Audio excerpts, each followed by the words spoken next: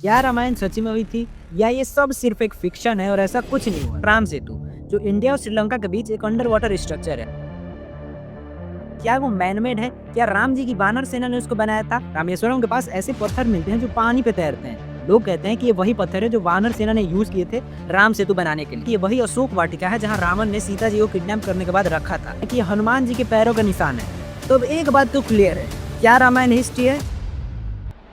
रामायण एक ऐसी कहानी जो हम सबने अपनी लाइफ में कभी ना कभी देखी या सुनी जरूर होगी। राम, सीता, हनुमान, रावण, बुराई के ऊपर अच्छाई की जीत। एक अच्छी सी कहानी जिससे हम बहुत कुछ सीखते आए हैं।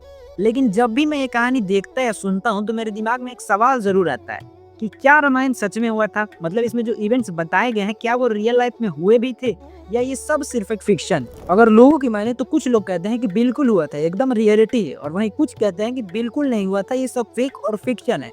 और दोनों ही साइड इतने कॉन्फिडेंट होते हैं कि कोई किसी की सुनने को तैयार ही नहीं है। मैंने बहुत सालों से इस क्वेश्चन को किसी को ठीक से एड्रेस करते भी नहीं देखा। या तो वो इसको ब्लाइंडली डिफेंड करेंगे या तो एकदम डिसमिस कर देंगे बिना प्रॉपर आर्गुमेंट्स। तो आज की इस वीडियो में इमोशंस, फीलिंग्स सबको साइड में रख के सिर्फ एक चीज फाइंड आउट करने की कोशिश करते हैं कि सच क्या है। क्या रामायण सच में हुई थी या ये सब सिर्फ एक फिक्शन है और ऐसा कुछ नहीं हुआ?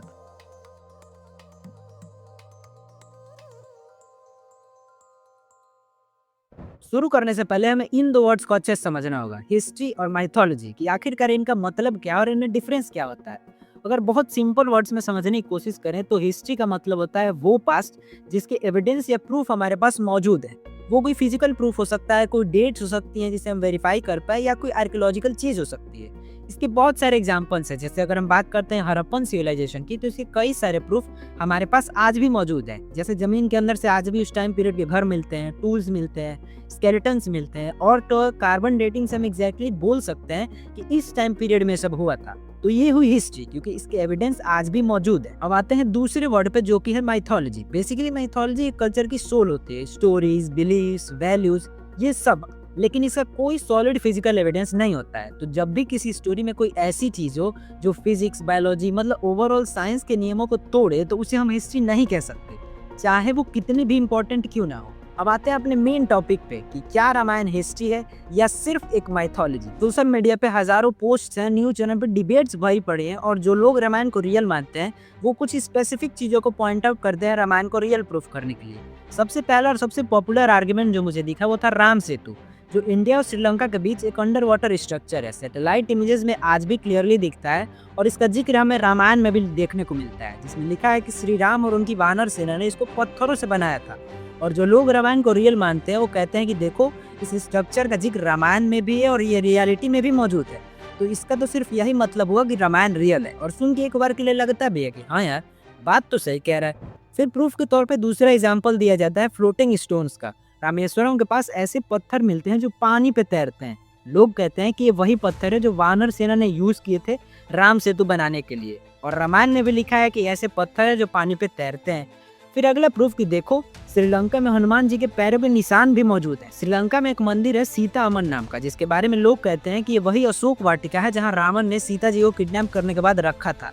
और इसी मंदिर के पास एक पत्थर है जिसपे कुछ 2-3 बड़े फुटप्रिंट जैसे निशान बने हुए हैं, जिसे लेके लोग कहते हैं कि ये वही हनुमान जी के फुटप्रिंट्स हैं। चौथा और लास्ट आर्गुमेंट जो दिया जाता है बिलीवर्स की तरफ से कि देखो, रामायण में ऐसी कई सारी जगहों का जिक्र है जो आज भी एग्जिस्ट करती हैं। और ऑनेस्टली एक बार के लिए सुन के सब लगता है कि हाँ यार, कुछ तो है। लेकिन रुको, अभी तक मैंने आपको जितने आर्गुमेंट्स बताए जिनकी वजह से लोग मानते हैं कि रामायण रियल है, अब उन सब की रियलिटी देखते हैं। लेकिन रियलिटी देखने से पहले एक सिंपल सा सवाल कि आखिरकार ये सब हुआ कब था? मतलब रामायण किस टाइम पीरियड में बेस्ड? कई सारे हिंदू स्क्रिप्चर्स में लिखा है कि ये सब त्रेता युग में हुआ। यानी अगर आज से देखें तो लगभग 8,70,000 साल पहले त्रेता युग का एंड हुआ था।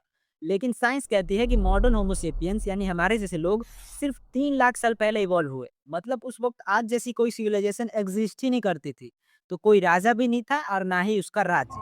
और हिस्टोरियंस कहते हैं कि रामायण एक आयरन एज की कहानी है। आयरन एज इंडिया में आया 1200 बीसी के बाद, और वाल्मीकि रामायण का टेक्स्ट वो लिखा गया 7th से 4th सेंचुरी बीसी के बीच, मतलब सिर्फ 2500 साल पहले। मतलब ये जो लाखों साल पुरानी होने वाली बात है, ये बिल्कुल गलत है। लेकिन चलो डेट्स को एक बार के लिए साइड में रखते हैं और अब उन प्रूफ्स की रियलिटी देखते हैं जिनकी वजह से लोग मानते हैं कि रामायण रियल है। पहला, राम सेतु। वो स्ट्रक्चर रियल है, ये सच है। आपको इजीली वो मैप पे आज भी दिख जाएगा, इंडिया और श्रीलंका के बीच।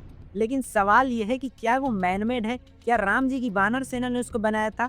तो जियोलॉजिकल सर्वे ऑफ इंडिया और आर्कियोलॉजिकल सर्वे ऑफ इंडिया दोनों की ऑफिशियल रिपोर्ट्स में क्लियरली लिखा है कि राम सेतु एक नेचुरल जियोलॉजिकल फॉर्मेशन है, ना कि कोई मैनमेड स्ट्रक्चर। वहाँ सैलो वाटर है और अप्रोक्सीमेटली करीब 1480 सी तक वो स्ट्रक्चर पानी के ऊपर था और वॉकेबल था, मतलब आप उस पर चल सकते थे। कितनी फैसिनेटिंग बात है वैसे। तो हजारों साल पहले पानी का लेवल बहुत नीचे था, फिर धीरे धीरे सी लेवल्स बढ़े, सुनामीज आए और वो डूब गया। और कार्बन डेटिंग करने से ये पता चला कि वो स्ट्रक्चर रामायण के एस्टिमेटेड टाइम से भी पुराना है, मतलब ब्रिज पहले और रामायण की स्टोरी बाद में। तो इसका तो सिर्फ यही मतलब हुआ कि इसका रामायण से कोई रिलेशन नहीं है। अब आते हैं दूसरे प्रूफ पे, जो कि है फ्लोटिंग स्टोन्स। दरअसल उन पत्थरों का नाम है प्यूमिस वोल्केनिक रॉक। इन पत्थरों के अंदर छोटे छोटे एयर पॉकेट्स होते हैं, इसीलिए इसकी डेंसिटी पानी से भी कम होती है, वो इजीली फ्लोट कर पाते हैं। और ऐसी भी बात नहीं है कि सिर्फ इंडिया में मिलते हैं, इटली, आइसलैंड, इंडोनेशिया, दुनिया भर में और भी कई जगह ऐसे रॉक्स मिलते हैं। तो इसीलिए ये कोई मिरेकल नहीं है, क्लास 9 की बेसिक सी फिजिक्स। बातें उस रॉक फॉर्मेशन पे जिसके बारे में लोगों का मानना है कि ये हनुमान जी के पैरों का निशान है। दरअसल श्रीलंका में एक जगह है, वहाँ एक बड़ा सा रॉक डिप्रेशन है जो कि बिल्कुल किसी जायंट फुटप्रिंट जैसा दिखता है, और इसी को लेकर लोग कहते हैं कि हनुमान जी के पैरों के निशान है। लेकिन इसकी रियलिटी ये है कि दरअसल इस पत्थर के जस्ट बगल से एक नदी गुजरती है, और साइंटिस्ट, आर्कियोलॉजिस्ट सबका यही कहना है कि ये जो फुटप्रिंट जैसा दिखने वाला रॉक डिप्रेशन हमें दिखता है, ये और कुछ नहीं, सिर्फ पानी के कॉन्टिन्यूअस से बहाव से बना हुआ एक निशान है। क्योंकि जब कोई रिवर किसी रॉक के ऊपर से हजारों साल तक बहती रहती है, अगर उस रॉक में थोड़ा सा भी कोई मतलब छेद या कोई क्रैक आ जाए, तो over the period of time उससे कई सारे रॉक टकराते हैं, जिसकी वजह से ऐसे डिप्रेशन बन जाते हैं। तो इसका सीधा सा मतलब यही है कि ये कोई फुटप्रिंट वगैरह नहीं है, सिर्फ एक नेचुरल फॉर्मेशन है। और अब रही बात तुम लोग की, जो लोग कहते हैं कि देखो रामायण में रियल लोकेशंस को मेंशन किया गया है इसीलिए रामायण रियल है, ये बहुत ही सेंसलेस आर्गुमेंट है। क्योंकि अगर किसी भी इमेजिनरी स्टोरी में एक रियल लोकेशन को मेंशन कर दिया जाए तो इससे कहानी रियल नहीं हो जाएगी। तक हमने जितने भी आर्गुमेंट्स को डिबंक किया, ये तो वो चीजें थी जो लोग कहते हैं रामायण को रियल प्रूफ करने के लिए।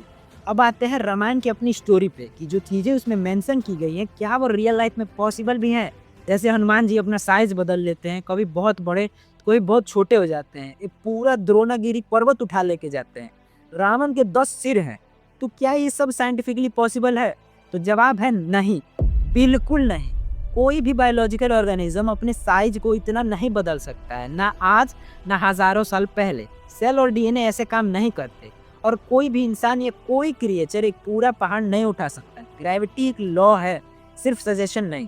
रही बात रावण के 10 सिरों की, तो एक इंसान के 10 biological heads, nervous system, spinal cords, circulatory system physiologically impossible है।